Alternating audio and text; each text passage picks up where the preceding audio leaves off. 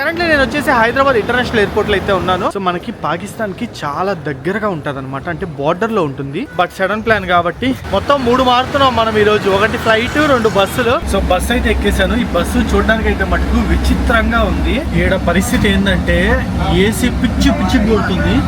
ఈ vents close చేసి ఆగే మిలేగా నా గాడి కట్రాక. ఓకే ఓకే ఆపి కాట్రాక. ఒకవేళ డైరెక్ట్ బస్ దొరుకుంటే అసలు ఇన్ని పంచాయతీలే ఉండేగా. డైరెక్ట్ బస్ దొరకే ఇన్ని మారాల్సి వస్తుంది.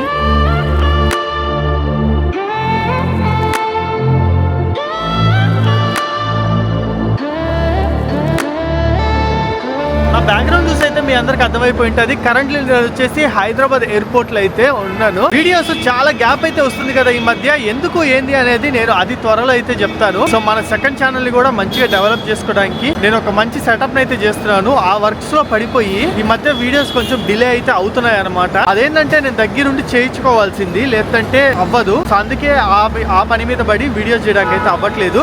బట్ ఈ రోజు నేను మీ ముందరకైతే ఒక మంచి సిరీస్ తో వచ్చేసాను. సో కరెంట్లీ నేను వచ్చేసి హైదరాబాద్ ఇంటర్నేషనల్ ఎయిర్పోర్ట్ లో అయితే ఉన్నాను. ఇది వచ్చేసి ఇంటర్నేషనల్ ట్రిప్ కాదులేండి, డొమెస్టిక్ ట్రిప్. నేను ఎక్కడికి వెళ్తున్నాను అంటే కాట్రాకి అయితే వెళ్తున్నాను. శ్రీమా వైష్ణోదేవి కాట్రా జమ్మూ అండ్ కాశ్మీర్ లో అయితే ఉంటుంది. నేను ఎందుకు వెళ్తున్నాను అంటే మనకి రేపు వందే భారత్ అయితే ఉంది. జమ్మూ టు శ్రీనగర్ వందే భారత్ ఎన్నో నెలల నుంచి అయితే ఎదురు చూస్తున్నాము. దాని యొక్క ఇనాగ్రల్ అయితే ఉందన్నమాట. దాన్ని కవర్ చేయడం కోసం వెళ్తున్నాను. సో నేనైతే డైరెక్ట్ గా జమ్మూకి ఫ్లైట్ లో వెళ్ళట్లేదు. కాట్రా నుంచి శ్రీనగర్ వందే భారత్ ఏదైతే ఉందో ఇది దాదాపు 6 months నుంచి అయితే డిలే అవుతా వస్తుంది. ఫైనల్లీ జూన్ 7వ తారీఖున అయితే ఇనాగ్రల్ చేస్తున్నారు. అండ్ జూన్ 8వ తారీఖు నుంచి రెగ్యులర్ రన్ అయితే స్టార్ట్ అవుతుంది. సో ఇనాగ్రల్ కి అయితే యూట్యూబర్స్ ని ఎవరిని పిలవట్లేదు, జస్ట్ ఇనాగ్రల్ చేస్తున్నారు. రెగ్యులర్ రన్ కి అయితే మనం వెళ్తున్నాము. దాని యొక్క వీడియో చేద్దామని అయితే నేను వెళ్తున్నాను. మనకి శ్రీమా వైష్ణోదేవి కాట్రాకి వెళ్ళడానికి నియర్ బై ఉన్న ఎయిర్పోర్ట్ వచ్చేసి జమ్మూ తావి. కానీ నాకు లాస్ట్ మూమెంట్ లో ఇన్ఫర్మేషన్ రావడం వల్ల జమ్మూ తావికి నేను హైదరాబాద్ నుంచి ఫ్లైట్ చూస్తే ఎంత ఉందో తెలుసా? 17,000, 18,000, 19,000 ఉంది. 1 side టికెట్ కాస్టే. అంత పెట్టి వెళ్ళడం వర్త్ కాదని చెప్పి నేనేం చేశా, మనకి నెక్స్ట్ నియర్ బై ఎయిర్పోర్ట్ ఏది అని చూసుకుంటే అమృత్సర్ అయితే ఉంది. అమృత్సర్ కి కేవలం హైదరాబాద్ నుంచి 7,000 రూపాయలు మాత్రమే ఉందన్నమాట టికెట్. వెంటనే ఇంకా లేట్ చేయకుండా ఫటాఫట్ నేను అమృత్సర్ కి టికెట్ బుక్ చేసేసుకున్నాను ఇండిగో ఎయిర్లైన్స్ లో. ఇప్పుడు మనం అమృత్సర్ కి వెళ్ళి అమృత్సర్ నుంచి మళ్ళీ బస్ పట్టుకొని కాట్రాకి అయితే వెళ్తాము. సో అది మన షెడ్యూల్ అయితే ఈ రోజు. సో ఇటు నుంచి అటు అమృత్సర్ కి ఒక 3.5 hours ఫ్లైట్ జర్నీ, అమృత్సర్ నుంచి కాట్రాకి ఒక 6 hours బస్ జర్నీ అయితే ఉంటుంది. సో ఇలా చేయడం వల్ల నేను దాదాపు 10,000 రూపాయలు అయితే సేవ్ చేసుకున్నాను. చిన్న టెక్నిక్స్. సో అది ఎయిర్పోర్ట్ లోపలికి అయితే వెళ్ళిపోదాం పదండి. ఆల్రెడీ డిజీ యాత్రలో మొత్తం డీటెయిల్స్ అయితే ఇచ్చేసా. ఫటాఫట్ వెళ్ళి చెక్ ఇన్ చేసేద్దాము. లోపలికి వెళ్ళాక మిగతా విషయాలు మాట్లాడేసుకుందాం. అసలు డిజీ యాత్ర వచ్చిన కాడ నుంచి ఎంత ప్రశాంతం అయిపోయిందంటే జస్ట్ 10 seconds లో లోపలికి అయితే ఎంటర్ అయిపోతున్నాము. ఇంతకు ముందు డిజీ యాత్ర ఓపెన్ చేసి క్యూఆర్ కోడ్ అయితే స్కాన్ చేయాల్సి వచ్చేది. ఇప్పుడు అది కూడా అవసరంలే, ఫేస్ డిటెక్ట్ చేసేస్తుంది. మనం డిజీ యాత్రలో మన టికెట్ ని రిజిస్టర్ చేసేసుకుంటే చాలు. జస్ట్ వచ్చి మనం స్క్రీన్ ముందు నిలబడితే మన ఫేస్ ని డిటెక్ట్ చేసి లోపలికి అయితే ఎంటర్ అయిపోతాము. అదే నార్మల్ గా అయితే మన టికెట్ చూపించాలి, ఐడి ప్రూఫ్ చూపించాలి, అన్ని చెక్ చేయాలి, లైన్ లో నిలబడాలి, పెద్ద పంచాయతీ. డిజీ యాత్ర ఉండడం వల్ల సూపర్ ఫాస్ట్ అయిపోయింది అనమాట. సో ఇండిగో లైన్ లో అయితే చూడొచ్చు ఎంత ఉన్నాయో. మెయిన్ ఇక్కడ మనకి టైం తినేసేది. ఇక్కడ లగేజ్ అయితే హ్యాండ్ అవుట్ చేసేసి లోపలికి వెళ్దాం. సో నేను ఈ రోజు ట్రావెల్ చేస్తుంది అయితే ఇండిగో ఫ్లైట్ లో అనమాట. హైదరాబాద్ నుంచి అమృత్సర్ ఫ్లైట్ లో వెళ్తాము. అమృత్సర్ నుంచి కాట్రాకి బస్ ఉంది. హైలైట్ ఏం తెలుసా ఈ రోజు? ఇది చూడండి. మామూలుగా మన ఫ్లైట్ వచ్చేసి 11:40కి హైదరాబాద్ నుంచి డిపార్ట్ అవ్వాలి, కానీ 10 minutes బిఫోర్ డిపార్ట్ అవుతుంది. ఆ షెడ్యూల్ లో నాకు ఇప్పుడే మెసేజ్ కూడా వచ్చింది అనమాట. మీ ఫ్లైట్ 10 minutes ముందే బయలుదేరుతుంది, దాని తగ్గట్టు ప్రిపేర్ అయి ఉండండి అని. సో టైం వచ్చేసి ఇప్పుడు 10 o'clock అవుతుంది. ఇంకా 1 hour ఉంది మనకు టైము. కాకపోతే లాంజ్ కూడా వెళ్ళొచ్చు కావాలి అంటే. కాకపోతే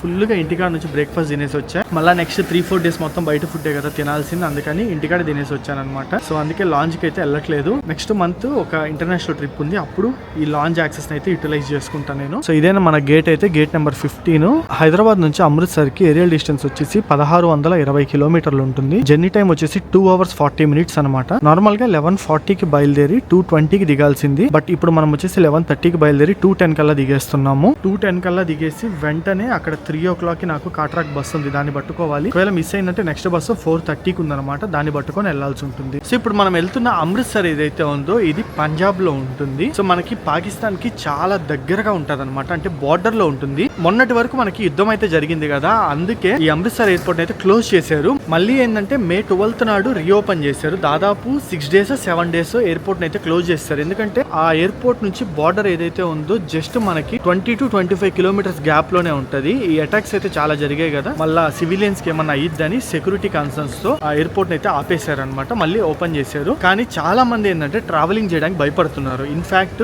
ఓన్లీ ఈ బార్డర్ ఏరియాస్ కే కాదు, మనకి జమ్మూ కాశ్మీర్ గానీ హిమాచల్ గానీ దేనికైనా సరే ట్రావెలింగ్ చేయడానికి చాలా భయపడుతున్నారు. అందుకే ఈ మూమెంట్ ఏంటంటే నార్త్ వెళ్ళడానికి ఫ్లైట్ టికెట్ రేట్స్ అయితే చాలా తక్కువ ఉన్నాయి. నేను జమ్మూకి చూసినా, శ్రీనగర్ చూసినా, ఎక్కడికి చూసినా మినిమం ఫ్లైట్ టికెట్ రేటు 17 నుంచి 18,000 ఉంటే నాకు అమృత్సర్ కి కేవలం 7,000 మాత్రమే ఉందన్నమాట. ఎందుకంటే ఇది బార్డర్ కి ఆనుకొని ఉంటుంది కదా, అందుకే చాలా తక్కువ మంది ట్రావెల్ చేయడం వల్ల ఫ్లైట్ టికెట్ రేట్స్ అయితే చాలా తక్కువ ఉన్నాయి. అండ్ మన ఫ్లైట్ బోర్డింగ్ కి ఇంకా ఒక 15 మినిట్స్ టైం అయితే ఉంది. ఇదిగోండి ఆల్రెడీ గేట్ నెంబర్ 15 దగ్గర డిస్ప్లే కూడా చేసేసారు. ఇండిగో 6C167 ఫ్లైట్ నెంబర్ వచ్చేసి 11:40 కని అయితే వేసారు. టైం వచ్చేసి ఇప్పుడు ఆల్రెడీ 10:30, 10:40, 10:45 అలాగా బోర్డింగ్ స్టార్ట్ చేసేస్తారు. నాకు తెలిసి ఈ రోజు అయితే మటుకు మేము ట్రావెల్ చేసే ఫ్లైట్ సగానికి సగం ఖాళీగా ఉంది. ఎందుకంటే గట్టిగా చూస్తే ఒక 60-70 మంది కూడా కనిపించలేదు అనమాట. ఫ్లైట్ కెపాసిటీ దాదాపు 180 ఉంటుంది సీట్లు. ఇండిగో చేసుకుంటే ఒక అడ్వాంటేజ్ ఏంటంటే లగేజ్ ఇంక్లూడెడ్ ఉంటుంది. అండ్ దాంతో పాటు మనకి ఏరో బ్రిడ్జ్ మీద నుంచి అయితే వెళ్ళిపోవచ్చు. మిగతా ఎయిర్లైన్స్ కొన్ని ఏంటంటే బస్ లో తీసుకెళ్లి బస్ నుంచి షిఫ్ట్ చేసి మొత్తం ఆ పంచాయతీలు ఉంటాయి. But Indigo maximum time aero bridge మీద ఉంచడానికి ట్రై చేస్తాడు.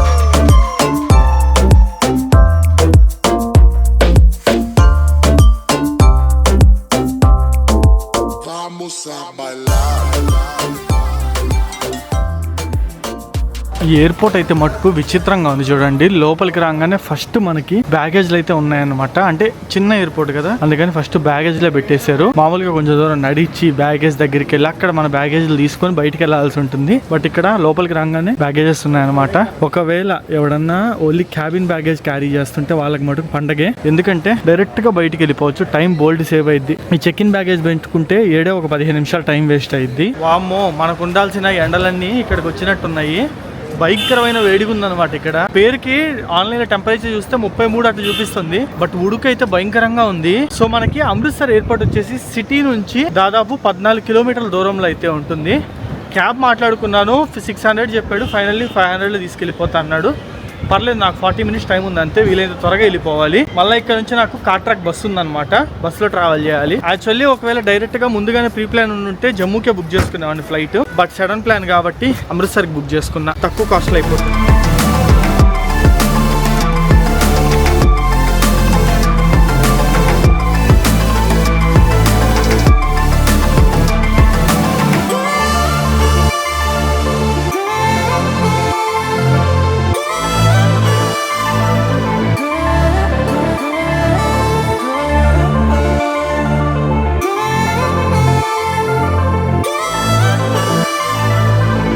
మనం వచ్చేసాము అమృత్సర్ సిటీకి. అయితే నా వెనకాల కనిపిస్తుంది కదా, ఇది వచ్చేసి హాల్ గేట్ అన్నమాట. ఈ ఆర్చ్ కనిపిస్తుంది కదా, ఇదేను. సో టైం వచ్చేసి ఇప్పుడు ఎగ్జాక్ట్లీ 3 o'clock అవుతుంది. ఒక 5 మినిట్స్ ముందర వచ్చుంటే మన బస్సు దొరికేసేది మనకి, కాట్రాకి డైరెక్ట్ బస్సు.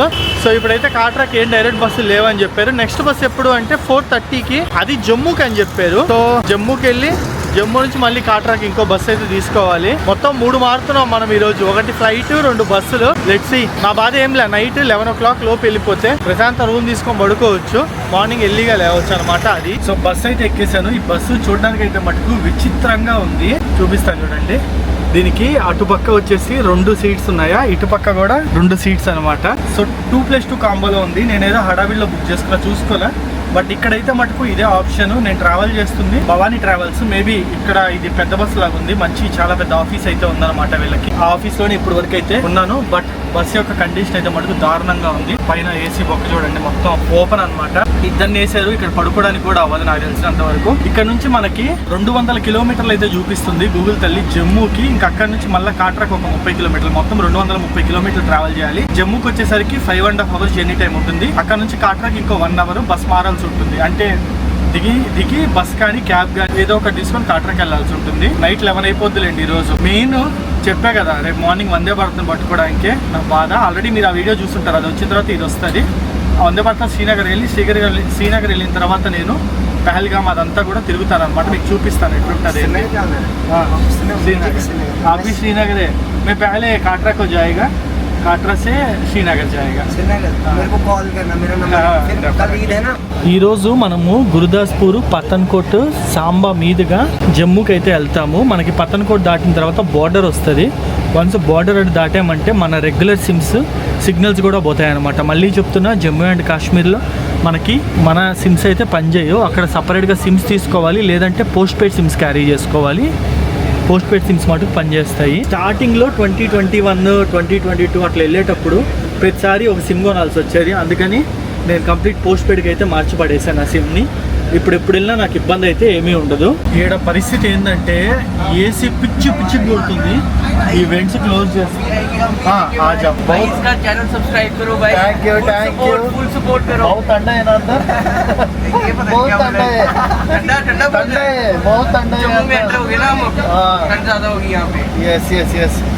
ఒక 2-3 అయితే మటుకు ఫ్రెండ్స్ అయ్యారు అనమాట.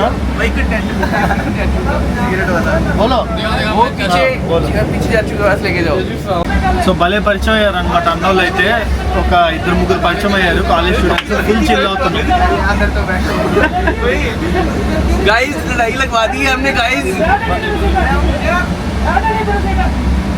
ఏదో గొడవ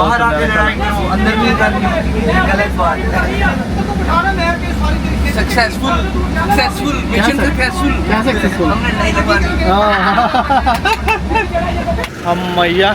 నాకైతే బయటకు వస్తే ఏదో మంచు ప్రదేశం నుంచి తప్పించుకొని బయటకు వచ్చిన ఫీలింగ్ అయితే ఉందన్నమాట.